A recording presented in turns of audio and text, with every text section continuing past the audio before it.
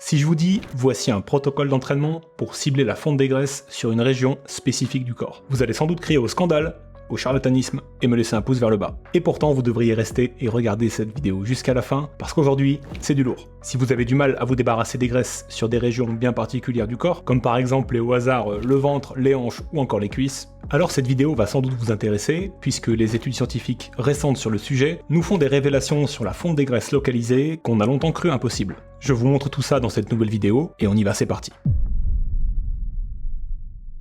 Si votre objectif est d'éliminer des graisses de façon ciblée, c'est-à-dire sur une zone précise du corps, alors vous allez vous heurter à deux problèmes majeurs. Le premier de ces problèmes, c'est un manque de ce qu'on appelle le flux sanguin. J'en avais déjà parlé dans une de mes précédentes vidéos, même dans plusieurs. Pour comprendre en quoi ça joue un grand rôle dans l'aspect sec et sur la définition d'une zone du corps, il suffit de regarder son propre corps. Chez la plupart des hommes, par exemple, on s'aperçoit vite que les cuisses, les bras, les épaules et les pectoraux sont des zones qui ont tendance à rester relativement dépourvues de graisse tout au long de l'année. Et ce, peu importe si notre taux de masse graisseuse fluctue un petit peu plus ou un peu moins. La raison à cela est assez simple, ce sont des zones musculaires qui sont plus ou moins tout le temps sollicitées. Et ce, que ce soit pour nos activités quotidiennes passives, comme la marche, ou pour porter des trucs, ou alors que ce soit pour nos entraînements de musculation, là où on va faire des vrais exercices. Ce sont toujours ces zones qui vont être les plus utilisées pour tous nos mouvements, et donc ce sont elles qui vont avoir le meilleur flux sanguin. Résultat, eh bien ces zones vont avoir tendance à être plus dessinées et moins grasses que le reste du corps. Et ce reste du corps, eh bien ce sont les zones où les graisses sont les plus difficiles à éliminer justement. On va retrouver le haut et le bas du ventre, les hanches, et les fessiers par exemple. Les cuisses, c'est plutôt chez les femmes. Ce sont des zones du corps qu'on sollicite toujours beaucoup moins que le reste, et par conséquent, elles vont bénéficier d'un flux sanguin qui est réduit, et ça va limiter notre capacité à éliminer les graisses sur ces régions-là. Pour bien comprendre pourquoi cette histoire de flux sanguin a une grande importance, il faut regarder comment le corps élimine les graisses. Dans un premier temps, la cellule graisseuse doit recevoir un signal lui indiquant qu'elle doit libérer la graisse qu'elle contient dans le sang. Ce signal, il peut être obtenu de différentes manières, soit par un déficit de calories dans l'alimentation, soit par un entraînement de cette zone spécifique. C'est lié aux hormones qui sont produites quand on s'entraîne et qui signalent à la cellule de libérer les graisses. Ensuite, il faut que les graisses puissent être transportées efficacement vers la zone du corps qui demande de l'énergie. Ça peut être un muscle ou un organe qui en a besoin à un moment donné. C'est là que le flux sanguin a une importance capitale.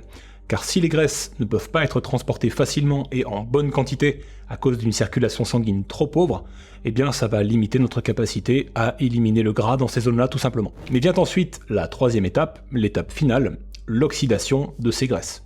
C'est-à-dire leur utilisation en tant que source d'énergie, et c'est là qu'on va se heurter au deuxième problème. Comme on le sait, l'organisme essaie toujours d'utiliser la source d'énergie la plus appropriée pour les besoins du moment. Par exemple, si vous faites une séance d'entraînement intense pour les abdominaux, vous allez produire un certain nombre d'hormones qui vont signaler aux cellules graisseuses dans cette zone de libérer les graisses. Très bien. L'entraînement et les séries que vous allez réaliser vont augmenter le flux sanguin dans la zone également, donc c'est parfait. Mais problème, vous n'allez pas utiliser ces graisses en tant qu'énergie pour réaliser vos crunchs ou vos sit-ups. Votre corps va préférer se tourner vers les glucides, à savoir le glycogène musculaire, ou les sucres qui sont dans votre sang pour générer de l'énergie. La raison à cela est assez simple à comprendre.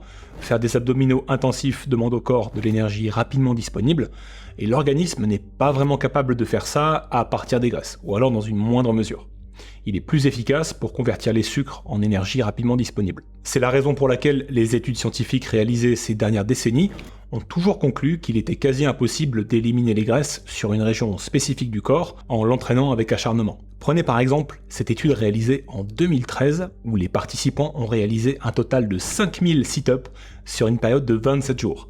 Et où les résultats n'ont pas montré de différence sur l'épaisseur du gras sur la région abdominale. Bref, ça marche pas très bien. Mais beaucoup plus récemment, de nouvelles études se sont à nouveau penchées sur la question du ciblage de la fonte graisseuse en proposant de nouveaux protocoles d'entraînement. En 2017, une étude a été menée sur 16 femmes inactives qui ne pratiquaient pas d'activité physique particulière. Les chercheurs les ont divisées en deux groupes de 8 et leur ont donné 2 protocoles d'entraînement différents pendant 8 semaines. Le premier groupe devrait réaliser des exercices de musculation pour le haut du corps, suivi par une session de cardio de 30 minutes sur un tapis à rythme modéré. Le deuxième groupe, lui, à l'inverse, devait faire des exercices de musculation pour le bas du corps, puis faire du cardio sur un ergomètre avec les bras.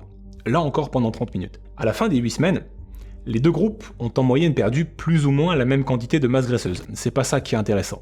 Mais ce qui est très intéressant, c'est que les deux groupes ont présenté des différences significatives vis-à-vis des régions du corps où la graisse a été éliminée. Le premier groupe a perdu davantage de graisse sur la région du haut du corps, qui était entraînée via la musculation avant d'aller faire du tapis, et le deuxième groupe a connu l'effet inverse.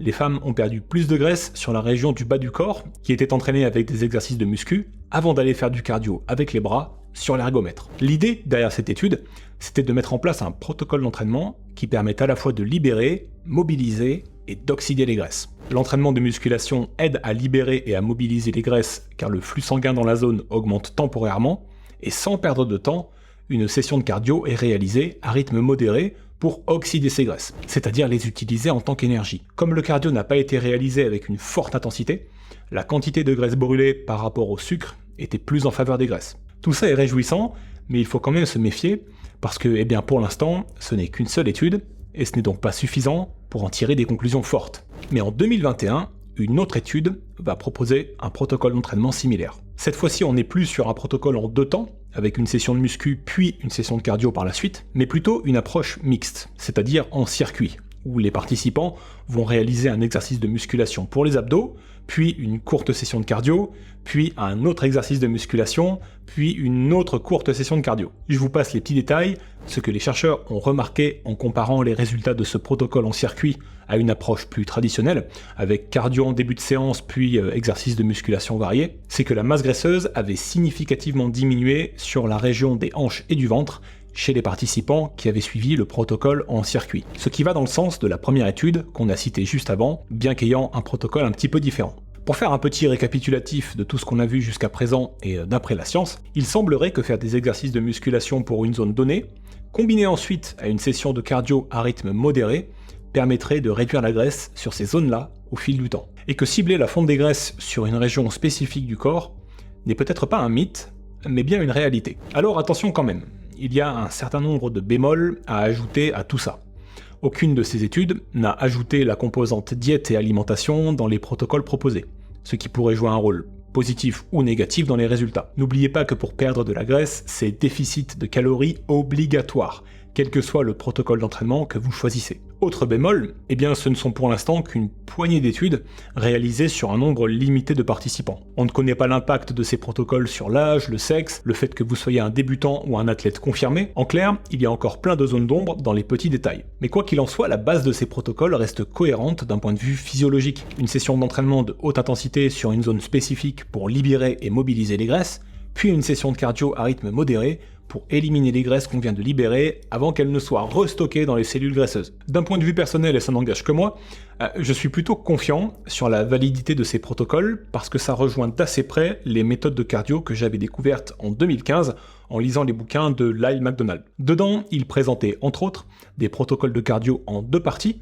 avec une session de haute intensité, suivie d'une session à intensité modérée. Et ça, c'était censé mobiliser et oxyder plus facilement les graisses sur les régions où elles ont tendance à être un peu tenaces, comme le ventre, les hanches ou encore les fessiers par exemple. Et finalement, ça rejoint pas mal les protocoles qu'on a découverts dans cette vidéo, qui étaient proposés dans les récentes études sur le sujet. Si ça vous intéresse, j'ai un programme complet sur le sujet qui s'appelle Cardio Pro, et dans lequel je vous montre comment fonctionnent toutes ces méthodes pour vous aider à venir à bout des graisses difficiles plus rapidement. C'est disponible en cliquant sur la vignette qui s'affiche juste ici, ou en cliquant sur le premier lien que vous trouverez en description de cette vidéo. Il vous suffit de me dire à quelle adresse email vous envoyez la vidéo sur la page sur laquelle vous allez tomber, et on s'y retrouve dans quelques instants. Merci d'avoir passé ces quelques minutes avec moi sur ma chaîne Roms Physique, on se dit à très vite, ciao.